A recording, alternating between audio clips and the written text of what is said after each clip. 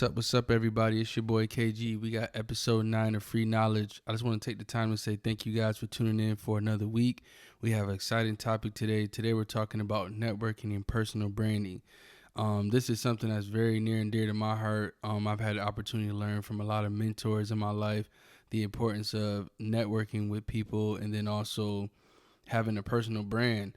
A lot of things that people we kind of look over, we know that these things are important, but a lot of times we don't take the time to learn, like, how can I be better at networking?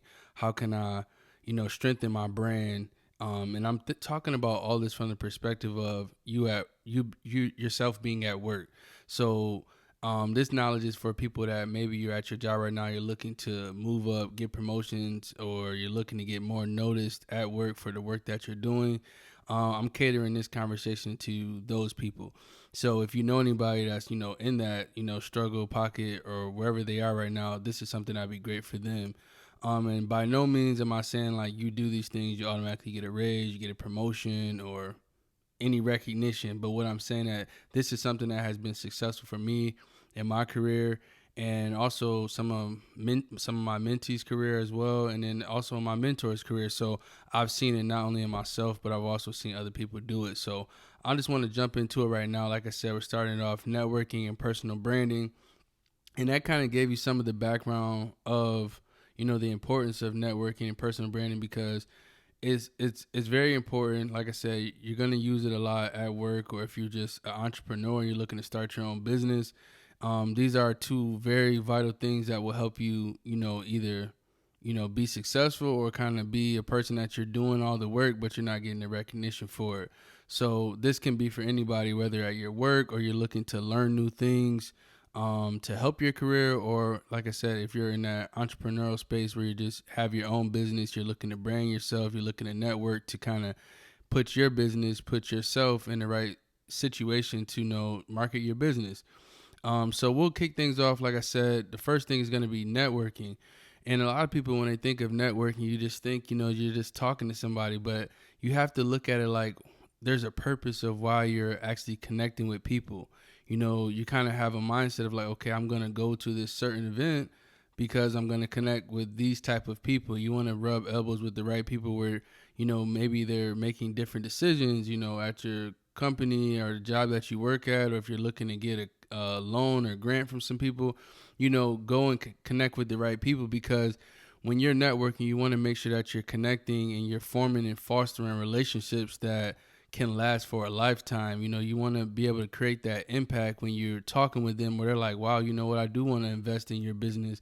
I do see the value in you and, you being in a manager role or a leadership role within our company. So you want to make sure that you're forming those relationships, from the ground up. And then secondly, another thing is that this can also be within your department that you work in at work, or it can be outside of your department, because networking is not closed off to just a certain area. Like if you work in marketing, you're like, okay, I don't have to network with people in IT. Well, no, because you never know. There might be a correlation between marketing and IT, maybe on the back end that you don't really know about. So I think it's important to know everything. If there's ways that you can network with somebody um, that's outside of your basically your network, your daily network of people that you talk to, I think it's important to build those relationships, because you never know if a certain situation might come down the pipe later on in life and you're like, oh, I do know someone in IT that could help us with this issue, and then you'll have that relationship in your back pocket, which then you can be able to use it and say, hey, can you help me out with this situation? And then and vice versa, they connected with you, they can say, oh, I do know somebody in marketing, let me reach out to Courtney and get some assistance. And that's where that shows your value as an employee at work, because you don't just know people that's in your department or in your org. You know people outside of your organization, people outside of your department, and that's what makes you more valuable to the company, to your team. Then also that helps you, like I said, kind of going back to showing how valuable you are. Like, are you a person that we need to elevate in our company to put into a higher position?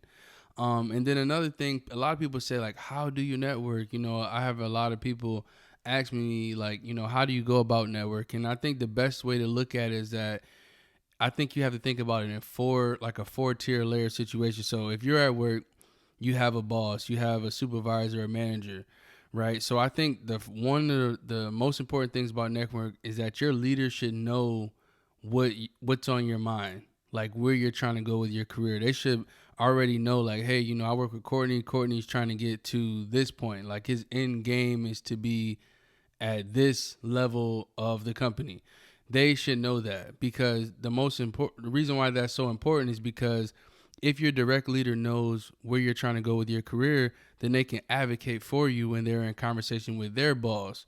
They can say, oh, who's the next up and coming person in the company, and who's a person that we should be looking, on a talent pool to say this is the next person up, on deck for that next opportunity. You want your leader to you want to have a strong network connection with your leader, your direct leader, so then when they're having that conversation, when you're not there behind closed doors, that your name comes up. So that's first thing, having a strong relationship with your direct leader.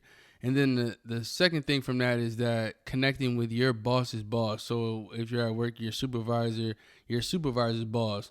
So connect with that person and have that same exact conversation. And when I tell people these things, they think it's kind of crazy. Like, why would I go to my boss's boss to tell them what I want to do? Because at the end of the day, your boss's boss is the person who makes those executive decisions. They say if this person's going to get the job or they're not going to get the job. So when you're networking, you want to make sure that not only do you have a reach to your direct leader, but you have a direct reach to your leader's leader.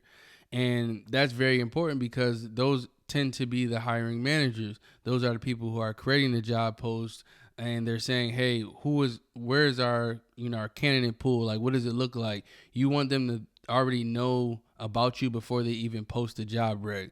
So that's the other part of it. And then the next thing would be connecting with your boss's boss. So for example, if you have a supervisor, that's your direct one. You have a manager, then say you might have a senior manager, you might have a director, and you might think like, wow, this is crazy. Like, why am I going to go up to this person? They don't know who I am. I'm just a small fry or a worker bee. But it's important for you to have that connection, because if you remove that mindset of saying, I don't have to go speak to this person because they don't know me, that's the more reason for you to connect with that person, because maybe everybody else that's in your role might say, I'm not going to bother this person. But if you go out of your way in a professional way to send them an email or catch them in the hallway and say, hey, I want to introduce myself. My name's Courtney Goff. I work in this department, and I just wanted to make sure that put a face with my name, and this is the type of work that I do from a day-to-day basis. And when you do that, at the end of the day, everybody that's in these leadership roles, they're human. They're gonna look like, wow, this person got drive. This person, came up to me and just started a conversation just to introduce themselves. And now think about it. What are they gonna do if you make a great impression on them?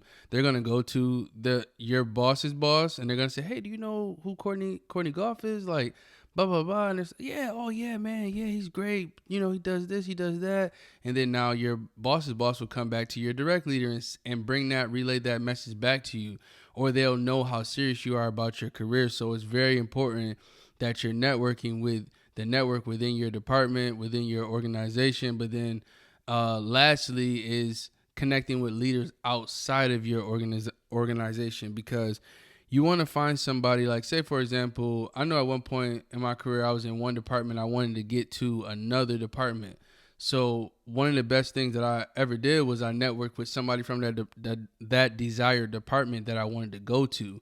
And what that allowed me to do was to learn, okay, from this person that's in that department, build a relationship with that person. So now when they say, hey, we have a, temporary opportunity where you can come over and do a project with our team, I'm automatically on their mind because I already did the legwork in advance to build that relationship, to let them know, like, hey, I'm interested in your department. If anything comes up, please let me know. I'm willing to partner for the opportunity. So you're letting them know, like, hey, I'm open for an opportunity, whether it's a project, whether it's, like I said, whether it's a project, you just want to let them know that your willingness to help out is there.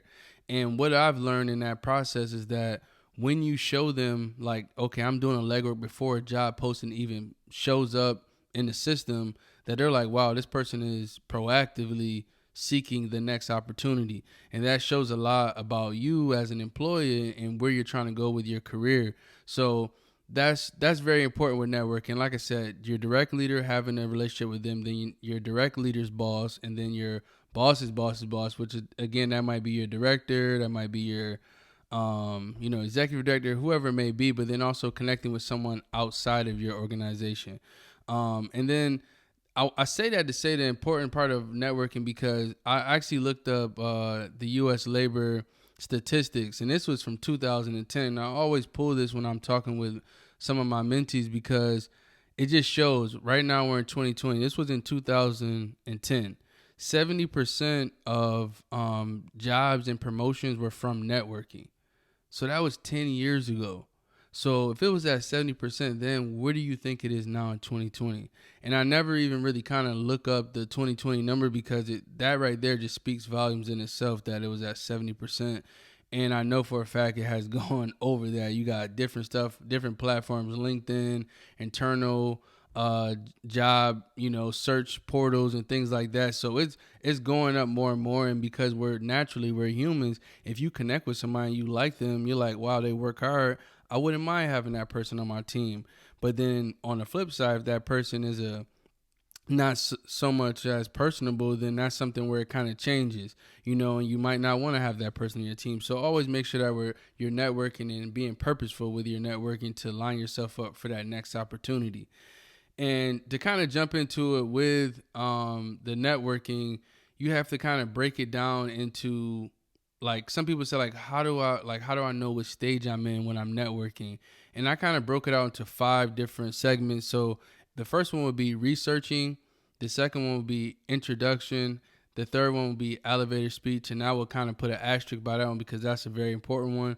And then the fourth one will be request. And then the fifth one is follow up. So to kind of go through those briefly, real quick, high level research.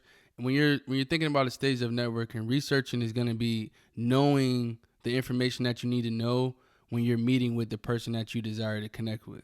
So if I know that, for example, I just lost my job, I'm looking to find a new job, I have to do my research on that company, on that person that I'm meeting with for the job interview. And that's easy. That can be just searching that person's name in Google, searching their name on LinkedIn, maybe even Facebook, and you find their information and you say, okay, oh, this person likes sports. Oh, this person does, volunteer work with Red Cross. You're finding little things that you can bring up in conversation, that you can connect with them. Maybe you find out that they're in a bowling league and you bowl as well. And that could be a way for you to break the ice in that next phase, which is that introduction. So when you introduce yourself, hey, my name's Courtney. I've been doing my research, found a lot of different things on the website and about the company and blah, blah, blah. And you guys having that conversation is flowing pretty good. And then you might just throw in that conversation something about bowling or something about Red Cross, something that you're passionate about, maybe in your personal, that you bring into your work life. And then that can help break that conversation. So now when you introduce yourself to them, that's something that they can pull from that conversation and say, man, I met with him. Yeah, he likes, I remember Courtney, he talked about Red Cross, and, my wife does Red Cross, and we, do a lot of work. You kind of build that foundation of your guys' relationship, and that kind of fosters, again, that relationship of networking. And then the third thing is the elevator speech. And this is something that a lot of people say, like, how can you practice for it? I think it's one of those things where with an elevator speech, you just have to have it. You have to want to sell yourself within that 30 to 60 seconds to just tell that person why you're here and what you're looking to get out of it, and then sell yourself, like, why are you a person that needs to be known? Why do we need to hire you? It's kind of like a why statement. If you're looking at when you go into an interview and they say, why should we hire you? That's it right there. That's the elevator speech. You want to be able to tell them right on the spot, hey, I did my research. I just want to introduce myself. My name is Courtney, and I want to tell you exactly why I'm the person for this job, or why I'm so interested to be in your department, because I did this. And not only that, but I also impacted my peers around me. You want to kind of give them a full scope of who you are, what you're looking to do, and how you can help benefit them in their department or their company, depending on if you already work for the company or or you're already in that department and you're looking to get to you're already in the company, you're just trying to get to their department. So that's another thing that's important, is the elevator speech. And then the last two would be request and follow up. And I'll put these two together. So when you're making that request, you want to let them know what exactly you're meeting with them for. If you're meeting with them to get you're looking to get a new position or a desired position in their department, you make that request known to them. And from that point, once you close out that conversation with them, and the last thing would be follow up. Because a lot of times, as you know, especially at work, you can be talking with somebody and you can go on and you can forget. You can say, oh man, you get home and you're like having dinner, you're like, oh, I forgot to email that person back. And the most important thing is that sometimes you have to follow up with that person. Hey, I know we had a conversation. We met last week. I just wanted to follow up to make sure, there wasn't anything else that you needed from me, or if there's anything that I can start doing now to prepare myself for the next opportunity. And what that does is that's just a friendly reminder to them, like, hey, I didn't really get the information that I asked for. But I want to let you know that I'm still here. You just want to put that back on their mind so they can, oh, okay, yeah, I do remember having a conversation with Courtney. You just want to put that back on their mind. And then another important aspect to kind of transition to the next part of networking is when you're networking and you're looking at different people to build those relationships, it can grow into a mentorship. And basically a mentorship is basically like a professional guidance for your career. And that's very important. Like, I have a couple mentors, and I just think like it helps me out so much when I go for different positions, or if I'm thinking about positions or different departments, I'm able to bounce that off of them and then get their feedback of what I can do from a professional standpoint. And I think it's important when you're looking for a mentor, like you have to ask yourself, like, what am I looking for in a mentor? And I think for me, when I was looking for a mentor, the main thing was like I wanted somebody that was in a position that I desire, like, a vice president or executive director or director. So now I'm pulling knowledge from someone that's already kind of went up through the ranks, and then they can also share with me their opportunities and how they can help me to grow to be better. And I think that is so critical, because if you can get that knowledge firsthand without actually enduring it, that's what's going to help you out, in your career moving forward. And then it also encourages you when you get to the opportunity where you can have a mentee to help somebody, in their career, that you're able to do that because somebody helped you. So you want to do the same thing with somebody behind you or even on the side of you. So that's very important. And I think another thing to think about, just to kind of wrap up the networking section of this episode, is that you have to remember to never get discouraged, because what I've experienced is that working and trying to find mentors, a lot of times you'll have that first conversation with people and you don't really hear anything. Then you follow up, you don't really hear anything. And what happens with it when you have a mentorship, it has to be a two-way street. You have to be able to get information from them, but they also have to give you information, so it has to be two ways. So if you're in a situation where this is a mentor and you're really only going to them, they're not checking up on you, then that's where you kind of got to step back and say, okay, is this the right person for me?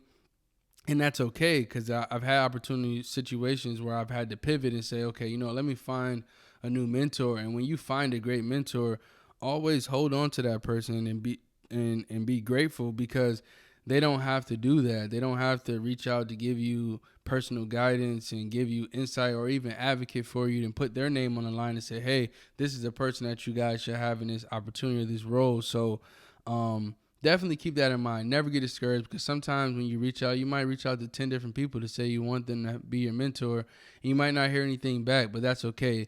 Be encouraged. Continue to keep going, because you'll find the right mentor at the right time.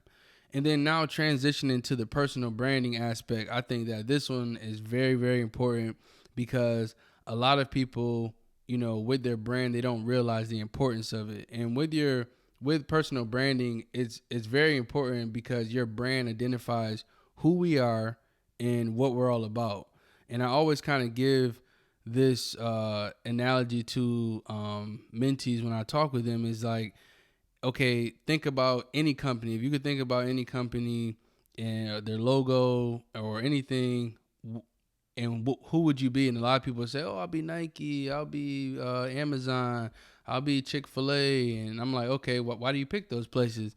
And they're like, they go down the list. Oh, they're reliable. They're, they do great work. They're always respectful and all those different things. That's the same thing for your brand. Like if you take Chick-fil-A, Nike, Amazon on, you put Courtney, you put your name in there and you say, okay, what is your brand? Like what comes with you?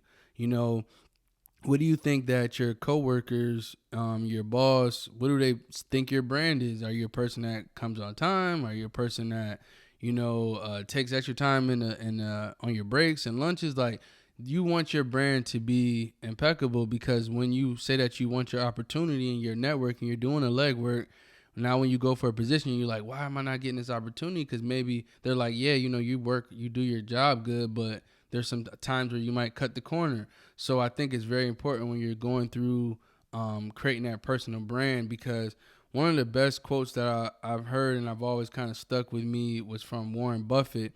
And it says, it takes 20 years to build a reputation and 5 minutes to ruin it. And if you think about that, you'll truly do things differently.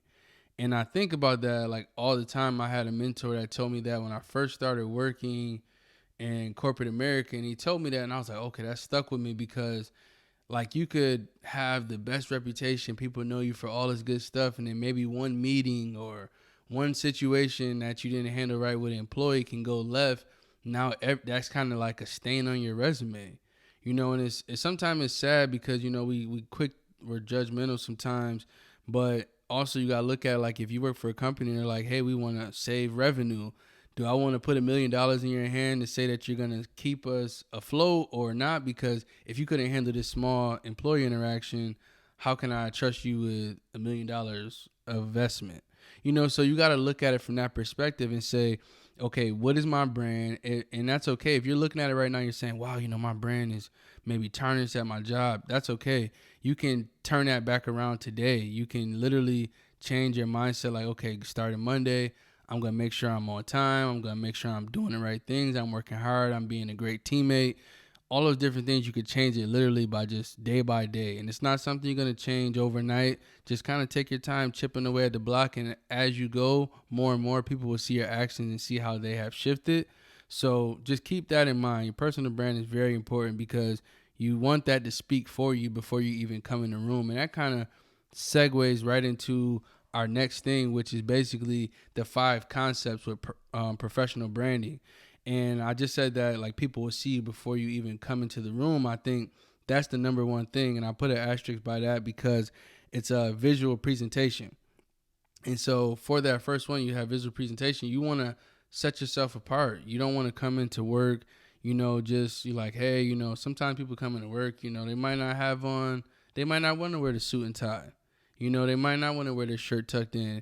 And you were just like, hey, look, Bob, he doesn't tuck in his shirt. I'm not going to tuck in my shirt. I'm going to come to work comfortable, So you have to kind of look at it and say, how am I presenting myself when I come to work every day?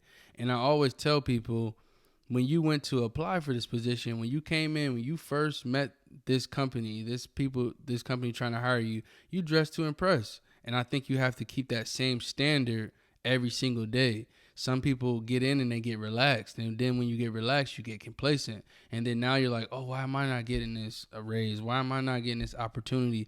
Because you took your foot off the gas. So you got to look at it and say, what did I do to get this job? And that's the thing that you have to continue doing moving forward. So that's the first thing, visual presentation. Second one is mannerism. Are you polite? Are you saying yes, sir, yes, ma'am? And some people might look at it and say like, oh, that's too much. I'm not going to do all that just to get a job. And it's not even about that, because I think those are things that you should do outside of work. You should speak to people respectfully, but especially when you're at work, you just want to have manners. You want to have manners. You want to talk to people the right way, because those go back to, I've seen plenty of times at work where there's a person that knows how to do the job, and then they're not personable. But then there's a person that doesn't know how to do the job, but they have the ability to do the job, but they're a high character person. And I've seen managers pick the person that's personable, and they're like, I'll take the person that's personable, because I can teach you how to do everything else, but I can't teach you to have character. I can't teach you to come into work and speak to people in the right fashion. I can't teach you how to motivate people. I can't teach you how to have a positive vibe when you walk in the office. Those are things you can't teach. So always keep that in mind to have the right manners. And then thirdly, is attitude and mentality. What type of attitude and mentality do you bring to work? Because it's contagious. So if you're a person that comes into work and you're just talking about your boss every day, you probably you might want to shift that. You might want to change your attitude. You want to change your mentality. Like, are you the person that stays some extra time if you got to stay overtime and knock out some extra work before you go home? Is your attitude positive? Those are all things to think about, because if you're not thinking positive and you're bringing off this bad aura and you're bringing that to your teammates, now how can they think? If you can't handle this opportunity, how can they put you in a position to lead a team? If you can't lead yourself right now as an individual contributor, how can you be a manager and lead a pack of people? So always keep your attitude and mentality in check, and always looking in a positive direction.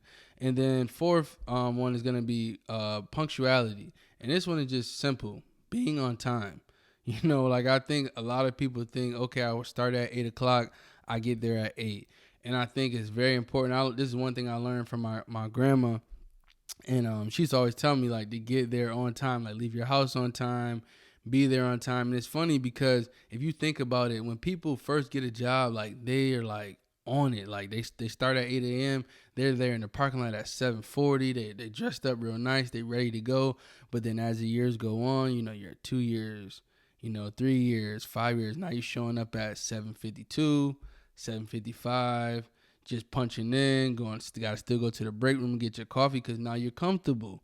You're in a situation where you're sitting there and you're like, I'm okay. Like, I got the job that I wanted. I don't really desire to do anything else, and that's fine and that's cool. But then now, what about that next person that gets hired and that's hungry, that come in, they're doing their job, they're presenting themselves in the right fashion, and now they come in and they surpass you, and now you're upset, like, how does this person just come in and they do that? Because they're hungry. They came in hungry while you came in hungry, but then you plateaued off to be in a place where you're just happy to be there, So keep that in mind. Then the last one is just readiness. Are you prepared? If you have a meeting with your boss, or you guys have a team meeting, are you coming in there just with your phone, or are you coming there with a pen and piece of paper, or your laptop, whatever it is that they give you, at your job? Are you coming in there prepared, as if you're like, okay, what can I take away from this team meeting or this one-on-one with my boss? And then what can I additionally bring to this meeting? Because if you're taking notes, that means you're like consciously thinking of what you're writing down. So then you could be like, oh, you know what? Hey, I was writing this down. You said this in your first part. I think another idea that we can do with our team is this. So now you're contributing to the team meeting as well, because now you're more attentive. So I think that kind of wraps up all the different things with the 5 concepts with personal branding. Again, just to kind of go over them, is the visual presentation, mannerism, attitude and mentality, punctuality, and then readiness. If we have those things, that'll allow us to be in the best place possible when we're talking about personal branding.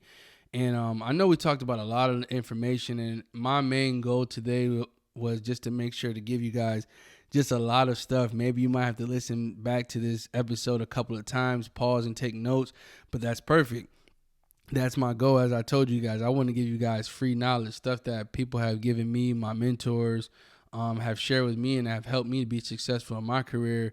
I want to give them to you guys. Maybe you might be at your job and you're trying to figure out how to get to that next opportunity. Maybe that networking segment is going to help you. Or maybe you're looking at, like, how can I shift? How can I make people look at me? I'm trying to change my brand. Okay, let's look at your brand. How can we change those things? So I wanted to give you guys all that information. And as you guys know, we're going to wrap up with the 3 takeaways. And I appreciate you guys giving all the feedback about the 3 takeaways. A lot of people have been messaging saying that they like them, so I appreciate that. So what we got first is networking is key.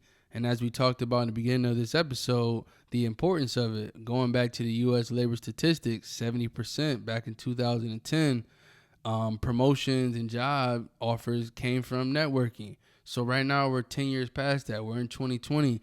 A lot of people are getting promoted off of conversations. Some people used to say, like, oh, important deals go down on the golf course.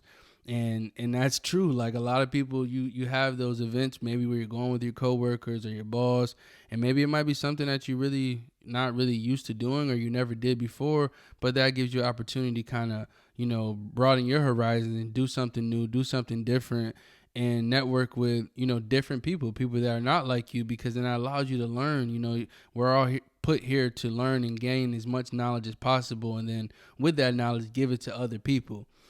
Secondly, what is your brand?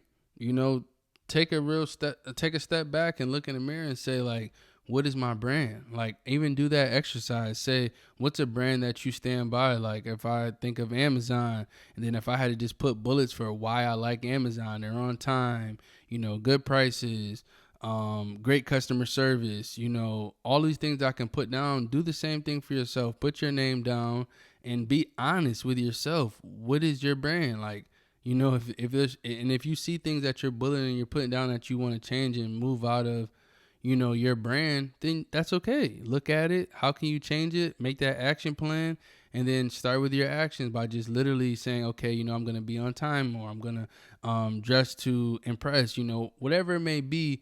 Take on that challenge and move forward with it. And if there's nothing else that you can do with your brand, then just start polishing it just a little bit more, because we all have areas of opportunity. There's never going to be a situation where we're just completely perfect.